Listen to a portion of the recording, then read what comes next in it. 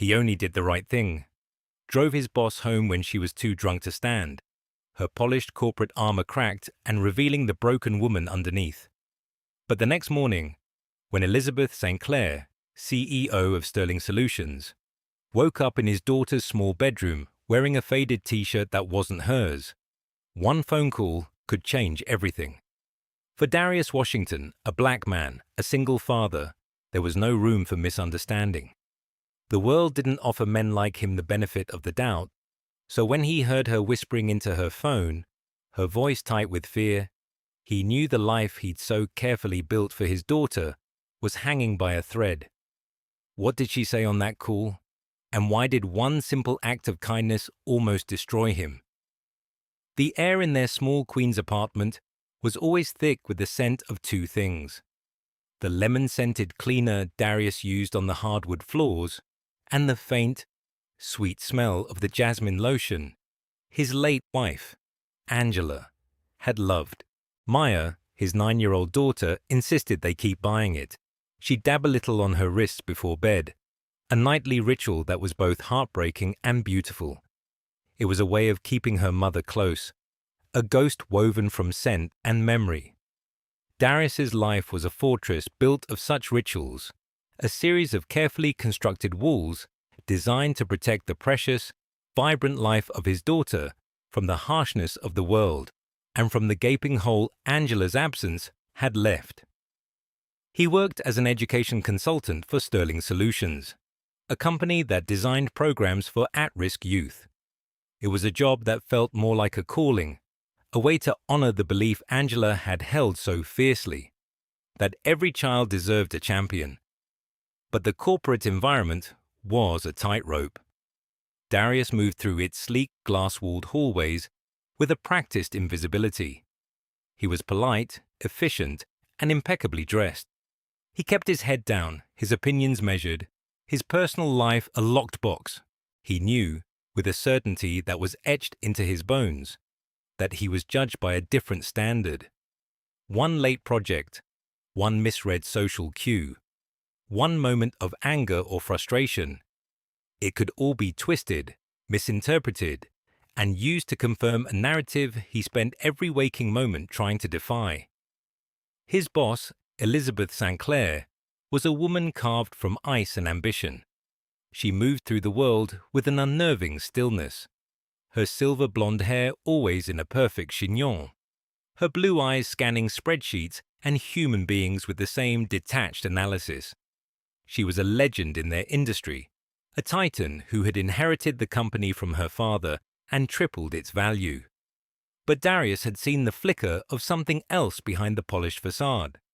He'd seen it in the way her smile never quite reached her eyes, in the almost imperceptible tremor in her hand when she thought no one was looking.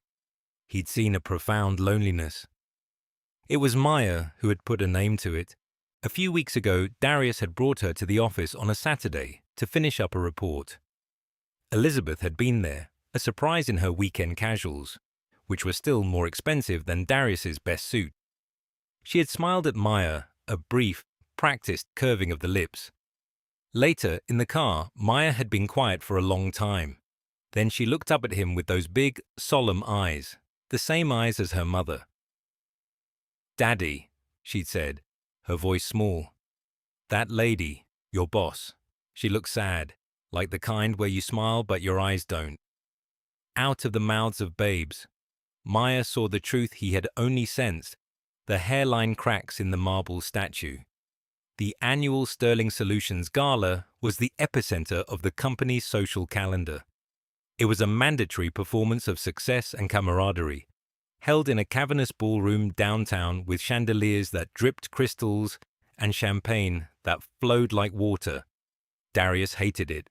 He hated the forced small talk, the glad-handing, the feeling of being an exhibit, the respectable, non-threatening black man who proved the company's commitment to diversity. He would stay for precisely 90 minutes, make eye contact with the right people, and then slip out, back to the real world, back to Maya. Mrs. Patterson, their neighbor from 2B, a retired nurse with a heart of gold and a love for game shows, was watching her tonight. It was the night of Maya's school play. A journey through the stars. She was playing the North Star, the guide, a role her teacher had said that was perfect for her steady, quiet wisdom. The play was at 7. He'd be there by 6:30, front row, camera ready. He had promised. He was making his final round of polite goodbyes when he saw her. Elizabeth St. Clair was standing near the French doors, leading to the terrace, swaying slightly. Her face was pale, her usual composure gone, replaced by a frightening fragility. He saw one of the board members, a man named Peterson, lean in close, his hand on her lower back, his voice a low murmur. Darius saw Elizabeth flinch, a barely perceptible tightening of her shoulders. She shook her head, pushing his hand away with a weak gesture, and turned, stumbling. Peterson laughed it off, turning back to his conversation. No one else seemed to notice, or if they did, they chose not to. She was the queen, and the queen was never vulnerable. Darius felt a familiar, weary conflict rise in his chest. The instinct to help was warring with the instinct for self-preservation. Walk away, get in a cab, go to your daughter's play. This is not your problem. A white woman, a powerful woman, drunk and upset. A black man intervening. He could play out the scenarios in his head, a library of potential disasters. He would be seen as opportunistic, threatening, inappropriate. But then he remembered Maya's words. She looked sad. He saw not the CEO, but a woman in distress, a person unraveling at the seams. Angela's voice echoed in his memory, a gentle but firm admonishment from 1,000 conversations past. You see someone who needs help, Darius. You help. That's the only rule that matters. He took a deep breath and walked over.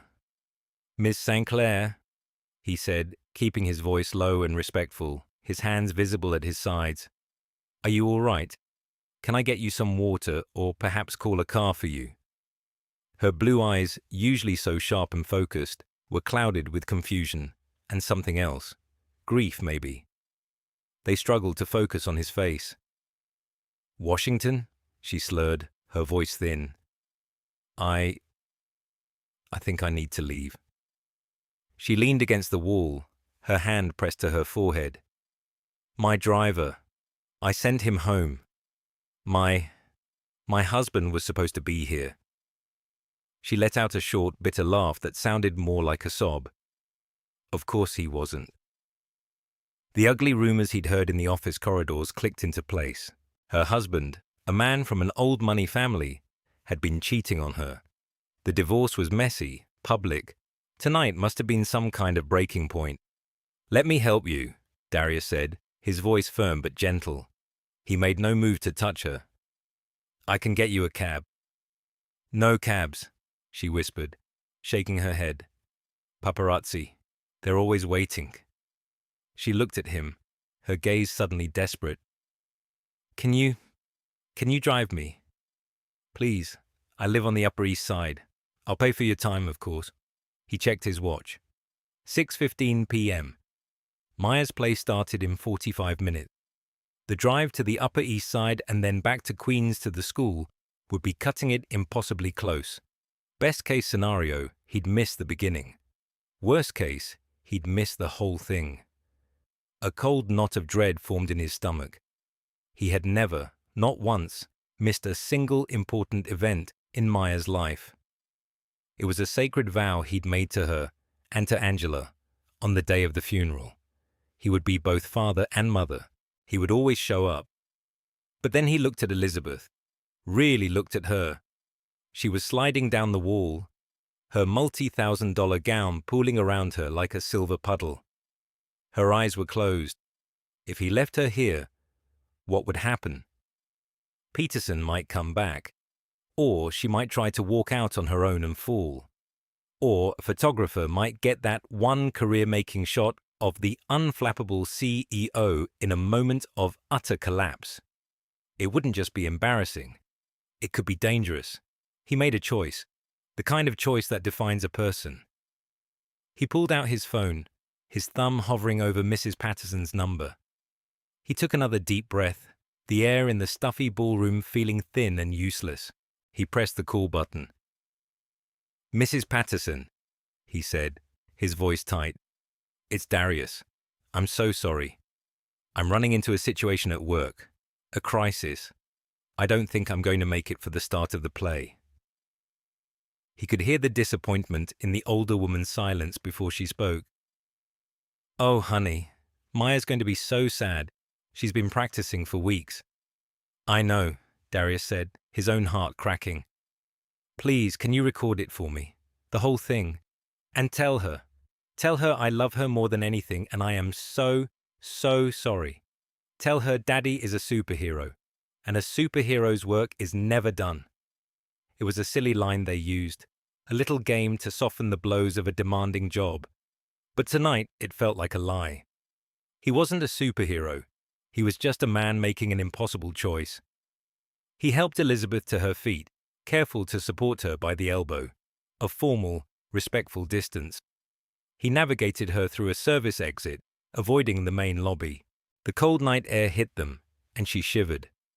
He hailed a cab, giving the driver his own address in Queens. The Upper East Side was out of the question. He couldn't leave her alone in a vast, empty apartment in this state. It didn't feel right. It didn't feel safe. He would take her to his place, let her sleep it off on the couch, and in the morning, when she was sober, she could go home. It was a risk, a monumental, terrifying risk. But it was the right thing to do. He buckled her into the back seat and got in beside her, the smell of her expensive perfume mixing with the cab's pine tree air freshener. He stared out the window at the blurred city lights, every street lamp a spotlight on his failure. He was missing his daughter's big night. He was the North Star's father, and he was lost. The cab ride was a blur of silent tension. Elizabeth slumped against the window, her breathing shallow. Darius sat perfectly still, a statue of anxiety, his hands clasped so tightly, his knuckles were white. He imagined Maya backstage, her small face scanning the audience, looking for him. He saw her hopeful expression dimming, replaced by the quiet, resilient disappointment he tried so hard to shield her from. Each tick of the meter was a hammer blow against his heart. He was breaking his most sacred promise. For what? For a woman who barely knew his name. A woman who, in the sober light of day, would probably see his actions not as kindness, but as a gross overstep, a violation. When they arrived at his building, a modest pre-war walk-up, getting her up the 3 flights of stairs was a Herculean effort. She was a dead weight, mumbling incoherently about contracts and betrayals. He managed to get her inside his apartment, the familiar scent of jasmine and lemon a stark contrast to the chaos of the situation. The place was small but immaculate. Maya's artwork was taped to the refrigerator, a vibrant splash of color in their quiet world. A half-finished puzzle was on the coffee table. It was a home, a sanctuary, and he had just brought the storm inside. He laid her down on the couch, but she immediately tried to sit up, her eyes wide with a drunken panic. "Where am I? This isn't my home." "No, Miss St. Clair," he said softly, keeping his distance. "You're at my apartment. You weren't well, and I didn't think it was safe to leave you alone." She seemed to crumble then, the fight going out of her. "He signed the papers today," she whispered, tears finally tracking through her perfect makeup. "He left me, after 20 years. The confession hung in the air, raw and painful. Darius didn't know what to say. He was an employee. This was his CEO. The chasm between their lives was a mile wide, so he did the only thing he could think of. He made her a cup of chamomile tea, just like Angela used to make for him when the weight of the world felt too heavy. She drank a few sips, her hands shaking. Then her eyes fluttered closed. She was exhausted, emotionally and physically. The couch was too small for her to lie on comfortably, and he couldn't bring himself to leave her there. The only other bed was his, and that was an impossible boundary to cross. His bedroom was his and Angela's. It was sacred ground. That left one option: Maya's room. It felt like a violation, bringing this stranger into his daughter's private space, but it was the only practical choice. Maya's room was a world of pink and purple, with glow-in-the-dark stars on the ceiling and a row of well-loved stuffed animals on her bed. He gently guided Elizabeth into the room. She was barely conscious now. Her gown was impossibly restrictive. He couldn't let her sleep in it. He went to his own dresser and pulled out one of his softest, most worn t-shirts and a pair of sweatpants. He laid them on the chair, along with a glass of water and 2 aspirins on the nightstand. Then he turned to leave, but hesitated at the door. He couldn't just leave her. He went to the closet, pulled out a spare blanket and a pillow, and made a bed for himself on the floor, by the door. He would stand guard, not over her, but over his own integrity, over the invisible line he refused to cross. He sent one last text to Mrs. Patterson. "Tell my North Star I'm so proud of her." Then he turned off his phone, leaned his head against the door, and waited for the morning, dreading its arrival more than he had ever dreaded anything in his life. Morning light, pale and grey, filtered through the unicorn-themed curtains of Maya's bedroom. Darius hadn't slept. He'd listened to the city waking up, the rumble of the subway, the first sirens, the shouts of the fruit vendor on the corner. Every sound was amplified, a drumbeat counting down to the moment of reckoning. He heard a stirring from the bed. He sat up, his back aching from the hard floor, every muscle tense. He heard a soft groan, then a sharp intake of breath. "Hello." Elizabeth's voice was a hoarse whisper. It was no longer slurred, but laced with a new, sharper edge of fear. Darius stood up slowly, his hands held out in a placating gesture, even though she couldn't see him yet. "Good morning, Ms. St. Clair. It's Darius Washington. You're in my apartment." He stayed by the door, giving her as much space as the small room would allow. She sat up, clutching the comforter to her chest. Her eyes darted around the room, taking in the stuffed animals, the child's drawings taped to the wall, the faint glow of the plastic stars on the ceiling. Her gaze fell on the t-shirt and sweatpants she was wearing, and a wave of pure panic washed over her face. She looked at him, and for the first time, he saw what it was like to be on the other side of her gaze. Not as an employee, but as a threat. The cool, analytical assessment was gone, replaced by raw, primal fear. "What happened?" she asked, her voice trembling. "Why am I here? Why am I wearing this?" "You were unwell at the gala last night," he explained, his own voice unnaturally calm, a defense mechanism he'd honed over years. "You asked me to drive you home. You were very upset. I didn't think it was right to leave you alone in your apartment, so I brought you here to make sure you were safe." He gestured to the clothes. "Your dress was, I put some comfortable clothes out for you. I slept on the floor." He pointed to the rumpled blanket and pillow by the door. "Nothing happened, Mrs. St. Clair.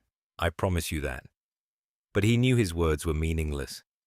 The evidence was damning. He was a black man. She was his powerful, wealthy white boss.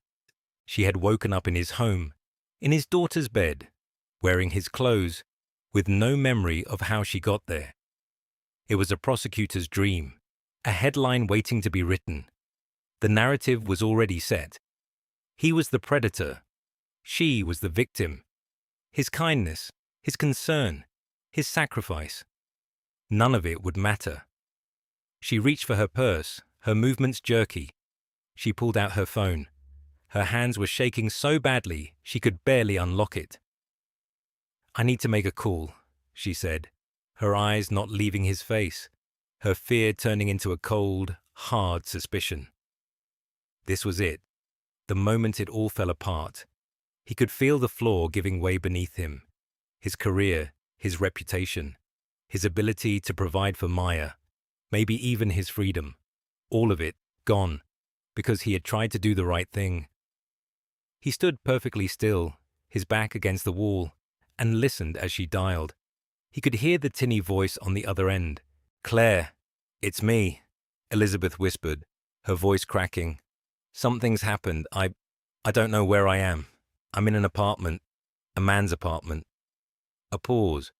Darius could imagine the lawyer on the other end, her mind instantly shifting into high gear, asking a checklist of sharp, incriminating questions. I don't remember anything after the gala, Elizabeth continued, her voice gaining a hysterical edge. I woke up here. I'm wearing clothes that aren't mine. She was starting to cry now, quiet, terrified sobs. He's here, in the room. Oh God, Claire. What do I do?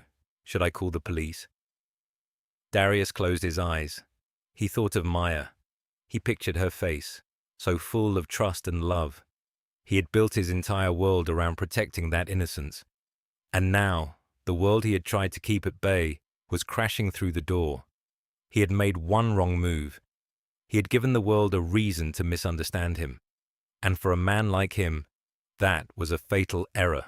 He braced himself for the sirens, for the knock on the door, for the end of everything. He didn't try to defend himself. He didn't plead or explain. He knew it would be useless. It would only make him look more guilty. So he just stood there, a silent sentinel of his own destruction, and waited. He could hear the sharp, insistent voice of the lawyer, Claire, through the phone. He could imagine the words, "Don't say anything to him. Lock yourself in the bathroom. I'm tracking your phone's location. The police are on their way." But Elizabeth didn't move. She just sat on the edge of the bed, the phone pressed to her ear, her eyes still locked on him. Her gaze was searching now, the raw panic slowly giving way to a flicker of confusion.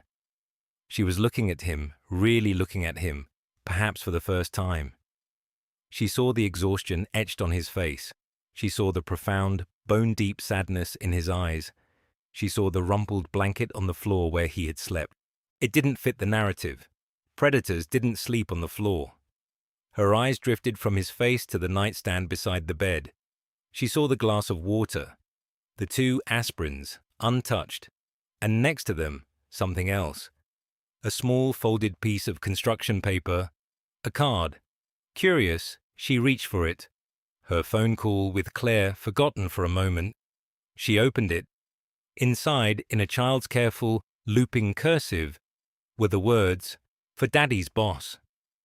Below the words was a drawing. It was a woman with yellow hair, wearing a sparkly dress. But the woman in the drawing was crying, big blue teardrops falling from her eyes. And next to her, a little girl with a brown crayon skin tone and a bright red cape was handing the crying woman a star, a big yellow North Star. Elizabeth stared at the drawing, her breath catching in her throat. She turned the card over. On the back, in the same childish script, it said, "Everyone deserves to have a guide, even when it's dark. Love, Maya, the North Star." Something inside her, a wall of ice that had been forming for years, began to crack. She looked from the drawing back to Darius. She saw not a threat, but a father. A man who had a daughter, who drew pictures of compassion for sad strangers. A man who had missed his daughter playing the North Star in her school play. Why? To make sure she, a woman who had never given him more than a passing glance, was safe. Her gaze swept the room again, but this time she saw it differently. She saw the love in every detail. The carefully arranged stuffed animals, the books stacked neatly on the shelf, the faint scent of jasmine. This wasn't a predator's lair. This was a sanctuary. This was a home built for a little girl. The sharp voice of her lawyer crackled through the phone. "Elizabeth, are you there? I've got your location. I've dispatched a private security team. They'll be there in 10 minutes. Do not engage with him. Did you hear me? The police are on standby." Elizabeth lowered the phone. "Claire," she said, and her voice was different now, clearer, steadier. The hysteria was gone, replaced by a quiet, profound shame. "Call them off. Call everyone off right now." "What? Are you crazy? You don't know what he—" "I know," Elizabeth interrupted, her voice firm. "I know exactly what he did. Nothing happened. He helped me, Claire. He helped me when no one else would. She looked directly at Darius, her eyes conveying an apology that words couldn't touch. He has a daughter. Her name is Maya. He missed her school play last night. He missed her being the North Star, because he was making sure I was safe. She took a shaky breath. He slept on the floor of her bedroom, Claire. He slept on the floor. Darius felt the tension in his shoulders release, just slightly. It wasn't absolution, not yet, but it was a beginning. It was a reprieve. He had been seen, not as a stereotype, not as a threat, but as a man, as a father. He leaned his head back against the wall, the exhaustion of the last 12 hours washing over him in a dizzying wave. He had gambled everything on a single act of decency, and against all odds, it seemed he hadn't lost. Just then, the apartment door clicked open. "Daddy, I'm home." Maya's bright voice filled the small space. Mrs. Patterson followed her in, carrying a plate of pancakes. "I brought breakfast for my favorite superhero and his—" She stopped short, her eyes widening as she saw the strange, disheveled woman in her pajamas standing in the middle of the living room, which she'd just entered from Maya's room. Maya, however, didn't seem to notice the tension. She saw the sad lady from the office. She saw the drawing in her hand. A slow, radiant smile spread across her face. She ran forward, not to Darius, but to Elizabeth. "You got my card," she said, her voice full of pure, uncomplicated joy. "I told Daddy you looked like you needed a star. Did it help?" Elizabeth knelt, her expensive silk pajamas pooling on the floor, and looked at the little girl. She looked at the open, trusting face, the complete absence of fear or judgment, and for the first time in what felt like a lifetime, Elizabeth St. Clair let out a sound that wasn't a bitter laugh or a choked sob. It was a genuine, watery chuckle. "Yes," she whispered, her voice thick with emotion. "It helped more than you can ever know." The silence that followed was heavy with unspoken things. Mrs. Patterson stood frozen in the doorway, the plate of pancakes held out like an offering. Darius remained by the wall, a silent observer of the scene unfolding, a collision of his two worlds. Elizabeth, the powerful CEO, was on her knees in his living room, humbled by the simple, profound kindness of his child. "I am so sorry," Elizabeth said, her words directed at Darius, but her eyes still on Maya, "for the misunderstanding, for my panic, for what I almost did." She finally looked up at him, and the apology in her eyes was deep and sincere. "You sacrificed something important for me, for a stranger. I don't know how to thank you." "There's nothing to thank me for," Darius said, his voice quiet but steady. "I just did what I thought was right. It was the simple truth. It was the code he lived by, the code he was trying to teach his daughter." "No," Elizabeth insisted, standing up. "You did more than that. You showed me a kindness I didn't deserve, and you reminded me of something I think I forgot a long time ago." She glanced around the apartment, at the puzzle on the table, at the photos on the mantel of him and Maya with a beautiful, smiling woman. Angela. What it means to be present, to actually care. She turned to Mrs. Patterson, who was still looking bewildered. "I apologize for the intrusion," she said, her corporate poise returning, but softened now, less brittle. "I'm Elizabeth, and you must be Mrs. Patterson. Darius has spoken of you." It was a small, polite lie, but it was effective. It put the older woman at ease. "Well," Mrs. Patterson said, recovering, "any friend of Darius and Maya's is welcome. Would you like some pancakes?" And so began the most surreal morning of Darius's life. Elizabeth Street. Claire, CEO of Sterling Solutions, sat at his small kitchen table, eating pancakes made by his neighbor, while his daughter showed her the video of the school play on Mrs. Patterson's phone. Darius watched as Elizabeth's face transformed while she saw Maya on stage, a small, steady light in a cardboard galaxy, delivering her lines with a quiet confidence. He saw her glance over at him, a look of profound understanding in her eyes. She finally understood the magnitude of what he had missed. After breakfast, Elizabeth made her phone calls. A sleek black car arrived within 20 minutes. Before she left, she turned to Darius. "I'm restructuring a department," she said, her tone all business, but her eyes holding a new respect. "I'm creating a new directorial position for community outreach. It requires someone with integrity, someone who understands people on a fundamental level. The job is yours if you want it." Darius was stunned. It was a massive promotion, a leap he hadn't thought possible for another decade. "Miss St. Clair or Elizabeth, I don't know what to say." "Say yes," she said simply. "And please, call me Elizabeth." She then knelt down to Maya's level. "And you, North Star, I have a feeling you and I are going to be seeing a lot more of each other." She smiled, a real smile this time, one that reached her eyes and made them shine. The weeks that followed were a quiet revolution.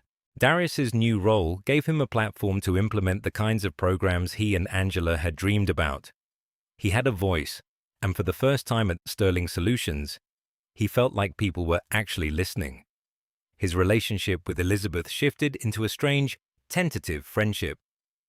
It was built not on corporate hierarchy, but on a shared moment of vulnerability and a foundation of newfound respect.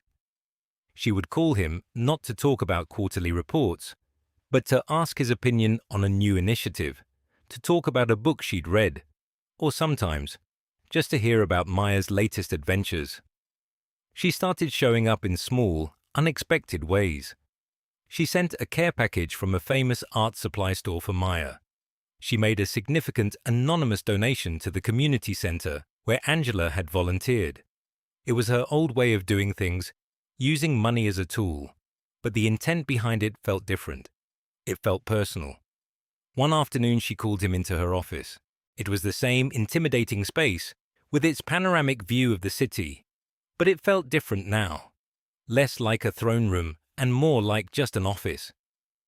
"We're launching a new partnership with an educational foundation in Chicago," she announced. "I need my new director of community outreach there for the preliminary meetings. We leave Tuesday. The company jet will be at Teterboro at 8 a.m. Darius was taken aback. A company jet. It was a world away from his life of subway cards and budget airlines. "Of course," he said, trying to sound nonchalant. "I'll be there." He spent the weekend preparing both for the trip and for leaving Maya. It would be his first time away from her overnight since Angela died. Mrs. Patterson was a godsend, promising to spoil Maya with movies and homemade cookies. On Tuesday morning, he kissed a sleepy Maya goodbye, promising to call her the second he landed. He took a car service to the private airfield, a place of quiet, understated luxury he'd only ever seen in movies. He walked across the tarmac toward the sleek silver jet. The Sterling Solutions logo was emblazoned on the tail. A pilot in a crisp uniform stood at the base of the stairs, his arms crossed, a look of bored authority on his face. As Darius approached, the pilot, a middle-aged white man with a severe haircut, stepped forward to block his path. "Can I help you?" the pilot asked, his tone implying Darius was lost. "Darius Washington," he said, holding out his hand. "I'm here for the 8 a.m. flight to Chicago." The pilot ignored his outstretched hand. He looked Darius up and down, taking in his tailored but not extravagant suit, his leather briefcase, his black skin. A flicker of disdain crossed his face. "I think there's been a mistake," the pilot said, his voice dripping with condescension. "This is a private flight for Sterling Solutions executives. The baggage handler's entrance is around the back." Darius felt a familiar cold fury rise in his chest, followed immediately by a wave of exhaustion. After everything, after all the progress, he was right back where he started, invisible, misunderstood, a threat. He was just a man who didn't belong. "I am an executive," Darius said, his voice dangerously quiet. "I'm the director of community outreach. I'm traveling with Ms. St. Clair." The pilot actually chuckled, a short, ugly sound. Right. Look, pal, I don't have time for this. Miss St. Clair is on board, and she doesn't like to be kept waiting. Now, if you don't mind, he gestured dismissively, as if shooing away a stray dog. Every instinct for self-preservation screamed at Darius to back down, to make a call, to handle this quietly. Don't make a scene. Don't give him a reason. But then he thought of Maya. He thought of the lessons he was trying to teach her about her own worth, about standing up for herself. He thought of his new title, a title Elizabeth had given him because she said he had integrity. What was that integrity worth if he allowed himself to be diminished like this? I'm not going anywhere, Darius said, his voice low and firm. You can either check your manifest, or you can call Miss St. Clair and explain to her why you're delaying her flight. The pilot's face hardened. You're making a big mistake, he sneered. No, a voice cut through the air, sharp as glass. You are. Elizabeth St. Clair stood at the top of the jet's stairs. She had clearly heard the entire exchange. Her face was a mask of cold fury. She descended the stairs slowly, her heels clicking on the metal steps, each sound an executioner's footfall. She didn't look at Darius. Her eyes were fixed on the pilot, who now looked as if he'd swallowed a block of ice. Captain Miller, she said, her voice dangerously calm. Would you care to explain to me why you are barring my director of community outreach from this aircraft? The pilot stammered, his bravado vanishing instantly. Miss St. Clair, I apologize. There was a misunderstanding.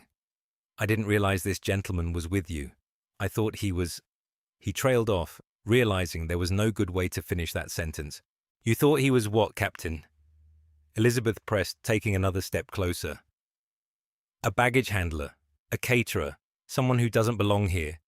You looked at a black man in a suit and you made an assumption.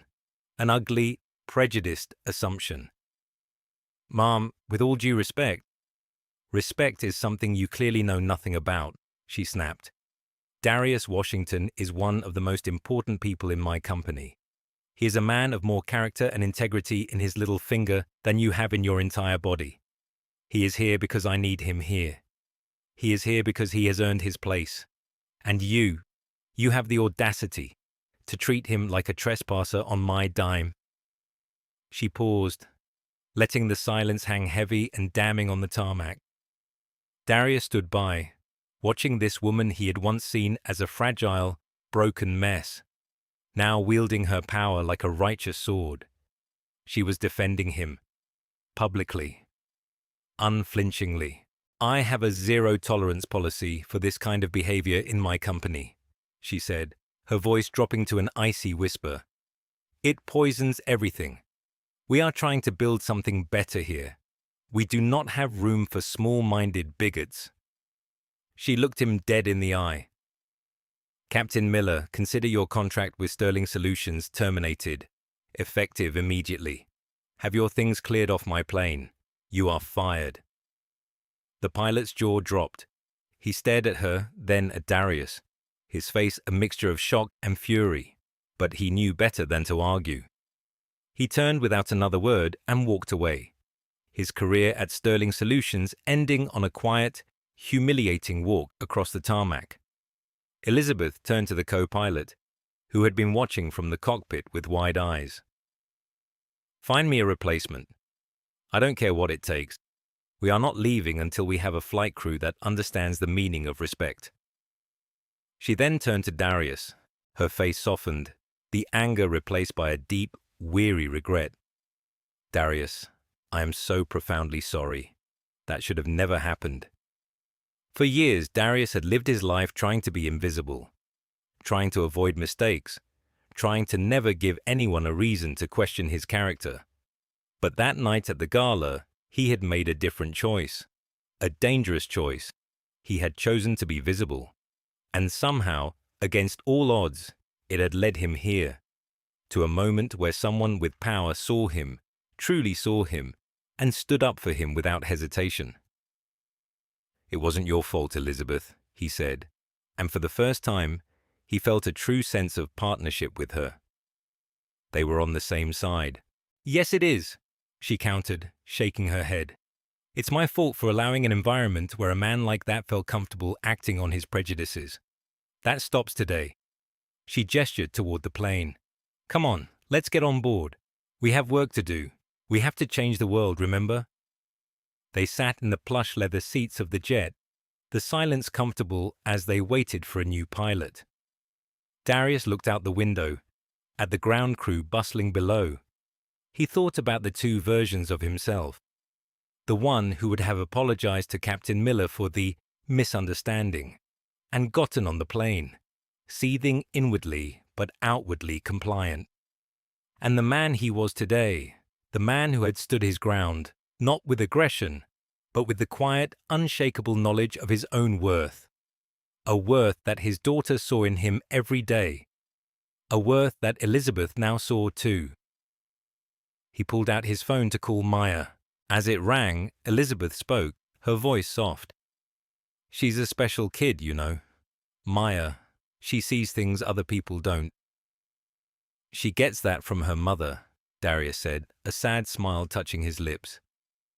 She would be proud of you, Darius, Elizabeth said quietly, for the man you are, for the father you are. Maya picked up on the third ring, her voice bubbling with excitement. Daddy, did you get on the airplane? Is it cool? Darius looked across the aisle at Elizabeth, who gave him a small, encouraging nod. He looked out the window at the endless blue sky. He felt the weight of years of hypervigilance, of caution, of fear, begin to lift from his chest. Just slightly, just enough to breathe freely. Yes, baby girl, he said, his voice full of a hope he hadn't realized he'd lost. I'm on the plane, and it's a beautiful day for flying. Maybe the world wasn't fair. Maybe it never would be. But maybe, just maybe, there were more people like Elizabeth out there. People who could learn, people who could change, people who could see him for who he really was. And maybe that was enough.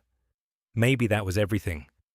The new pilot arrived, a cheerful young woman who greeted Darius with a warm, professional handshake, and soon they were in the air, climbing high above the city, leaving the ugly biases of the world far below. For the first time in a long time, Darius felt like he wasn't just flying. He was soaring. The trip to Chicago was a turning point. It wasn't just about the business deal that they were there to broker, which they did with a seamless efficiency that surprised them both. It was about the shift in their dynamic. They were no longer just boss and employee. They were partners, colleagues, friends. They ate deep dish pizza at a hole-in-the-wall place Darius found online, and Elizabeth, in her tailored Armani suit, didn't complain once. In fact, she seemed to relish the experience, the authenticity of it. She talked about her childhood, about the immense pressure of living up to her father's legacy, about the hollowness of her marriage. And Darius found himself talking about Angela, not just as a tragedy, but as the vibrant, funny, brilliant woman she had been. He shared stories of their early years, their dreams, the way she could make him laugh even on the worst days. In a quiet hotel bar, over glasses of bourbon, she looked at him with an unnerving intensity. You know, she said, I've spent my entire life building walls. I thought it was how you stayed strong. But you lost the most important person in your life. You're raising a child on your own. You navigate a world that is constantly trying to put you in a box. And you're not hard. You're the strongest person I know, but you're not hard. How do you do that? Darius thought for a moment, swirling the amber liquid in his glass. I have Maya, he said simply. She doesn't let me get hard. She reminds me every day that the world is still full of wonder.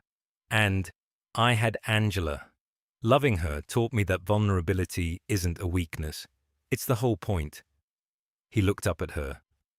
You can't build a fortress to keep out the pain without also locking out the joy. Her eyes welled up, and she looked away, clearing her throat. Well, Washington, she said, trying to deflect with their old formality, but her voice was thick. You should have been a philosopher, not a consultant. The job's not that different, he replied with a small smile. Both are about trying to find the truth. When they returned to New York, the atmosphere at Sterling Solutions was different. The story of Captain Miller's dismissal had spread like wildfire. It was a clear, unequivocal message. The old way of doing things was over. Darius found that his colleagues looked at him with a new level of respect. He wasn't just the quiet guy from the education department anymore. He was a man who had the CEO's ear and, more importantly, her trust. But the most significant change was in Elizabeth. She started leaving the office at a reasonable hour. She took up pottery, of all things, and would show Darius pictures of her lopsided, gloriously imperfect creations. She started a mentorship program for young women at the company, and she became a fixture in Darius and Maya's life. She came to Maya's soccer games, cheering louder than anyone. She helped Maya with a diorama of the solar system, her analytical mind proving surprisingly adept at crafting planets from styrofoam balls. One Saturday, she invited them to her house in the Hamptons. It was a sprawling modern mansion on the beach, a world of glass and white linen that was as beautiful as it was intimidating. Maya, of course, was unfazed. She ran straight for the ocean, her laughter echoing in the sea air. Darius and Elizabeth watched her from the deck. "I'm selling this place," Elizabeth said suddenly. Darius looked at her, surprised. "Why? It's beautiful." "It's not a home," she said, her gaze following Maya. "It's a monument to a life I don't want anymore. It's lonely." She turned to him. "You know, for years I measured my life in acquisitions, companies, properties, assets. I thought that's what success was.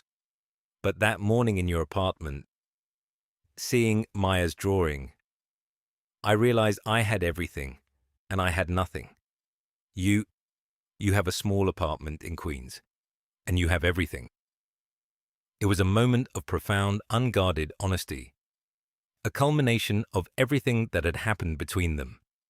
It wasn't a declaration of romantic love, but something deeper, more elemental. It was an acknowledgement of a shared humanity, a connection forged in a moment of crisis and tempered by mutual respect. Later that day, as the sun began to set, painting the sky in shades of orange and pink, Maya came running up from the beach, her hands full of seashells. She handed one to Darius and one to Elizabeth. "For your collections," she said. Elizabeth looked at the small, perfect shell in her palm. "I think this is the best acquisition I've made all year," she said, her voice soft. As they drove back to the city that night, with Maya asleep in the back seat, Darius felt a sense of peace he hadn't felt in years. The constant, low-level anxiety that had been his companion for so long had quieted. He was no longer just surviving. He was living.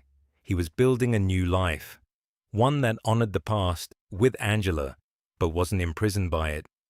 A life that had unexpectedly expanded to include this complicated, surprising woman who was becoming one of his dearest friends. A few months later, it was time for the school's spring concert. Maya was singing a solo. Darius was in the front row an hour early, his camera ready.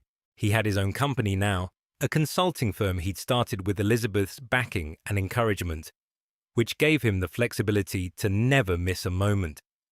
He looked around the crowded auditorium, a sea of proud parents.